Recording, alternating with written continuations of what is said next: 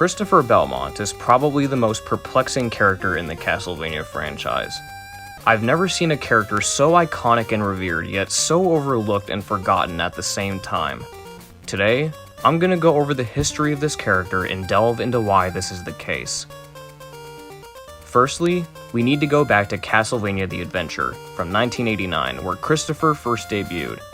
Something of note was that any mention of Christopher was completely removed from Western releases, leading to some confusion as to whether he was actually Simon or Trevor.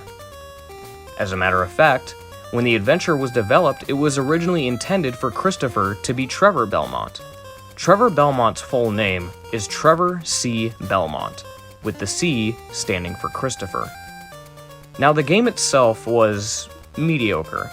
The game consisted of 4 stages and was extremely punishing, even for a Castlevania game. The opening stage's background music was also Battle of the Holy, which is now associated as Christopher Belmont's theme. Something that adds to Christopher's badass factor is that you can't use sub-weapons in the first game. It's just Christopher and the vampire killer. That's all he needed. You can look at this as a technical limitation, but I choose to look at it as lore. One of the special traits often associated with Christopher was the fact that he could shoot fireballs from his whip. He was the first Belmont to pull this off, and this ability is referenced in later games such as Harmony of Dissonance and Circle of the Moon. Then came Castlevania II: Belmont Revenge, which released in 1991 on the same platform. This game tends to be received much better due to its more fluid gameplay and stage design. This was also the game in which we were introduced to Soleil Belmont, the son of Christopher, as an antagonist. This game also marks the first time a Belmont not only defeated Dracula twice, but by himself. Christopher is also the oldest Belmont to defeat Dracula, even having to fight his own son in the process. We wouldn't see or hear anything about Christopher for a very long time until 2005, when we would receive a comic book series called Castlevania The Belmont Legacy, published by IDW. These comics are a loose adaptation on the events of the adventure, and have 5 issues total. Something of note is that in these comics, Christopher's design is drastically different than anything we've seen from him before, with mostly blue and green attire and having blonde hair rather than brown. Eventually in 2009, we would see the release of Castlevania The Adventure Rebirth, a WiiWare exclusive remake of The Adventure. This game is arguably considered one of the last good Castlevania games Konami has made. Christopher's design in this game looks notably different from his previous incarnations as well. His appearance looks very similar to that of Richter Belmont, just with a red color swap, thus leading to the nickname Red Richter by the fandom. Speaking of his design, Christopher has had some pretty inconsistent wardrobe changes over the years.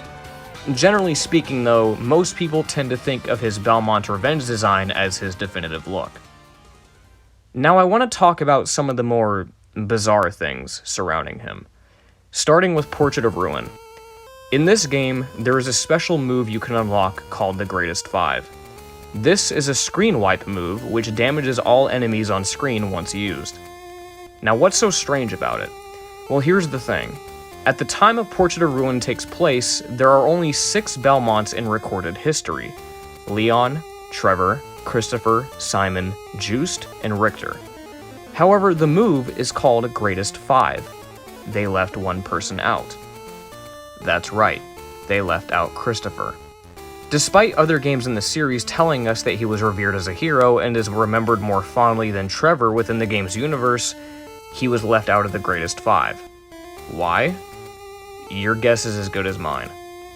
There's also the fact that he never appears in any crossover events, ever. He was completely absent from Judgment, Harmony of Despair, and Grimoire of Souls. Though to be fair, he is mentioned in Grimoire of Souls where they tell us that he was more revered as a hero, but that's it. Adding on to what I said about Judgment, he got shafted even harder there as well. In that game, Simon focuses all of his attention on Trevor and his allies, calling them the legendary 3 warriors. The truth of the matter is that Christopher was more revered in Simon's time, not Trevor.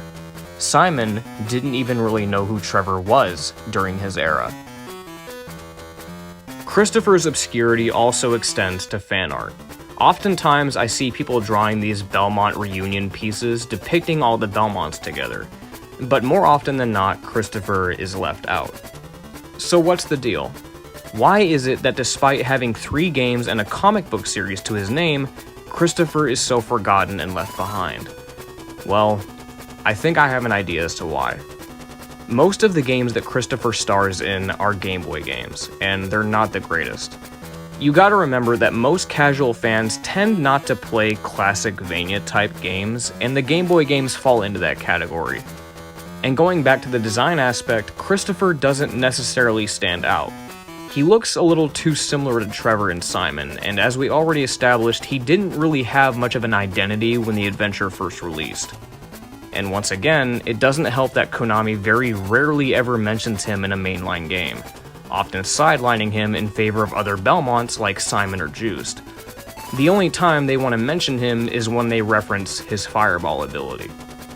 I just find it funny how the lore insists that he's one of the greatest Belmonts that's ever lived, but Konami and the fandom don't seem to be on the same page. It's good to know that he's been getting a resurgence as of late, but still. Hopefully Konami does something with him in the near future, maybe with a Konami Rebirth collection so that we can play Adventure Rebirth without having to resort to emulation, but we'll see. But anyway, this was the strange case of Christopher Belmont, arguably one of the most bizarre characters in the series that ends up being the most famous yet most forgotten at the same time. What do you guys think? Have you played The Adventure and Belmont's Revenge? What about Adventure Rebirth? Have you read the Belmont Legacy comics? Would you like Christopher to come back in a new game perhaps? Let me know. But that's going to be it for me. I'll catch you guys in the next one.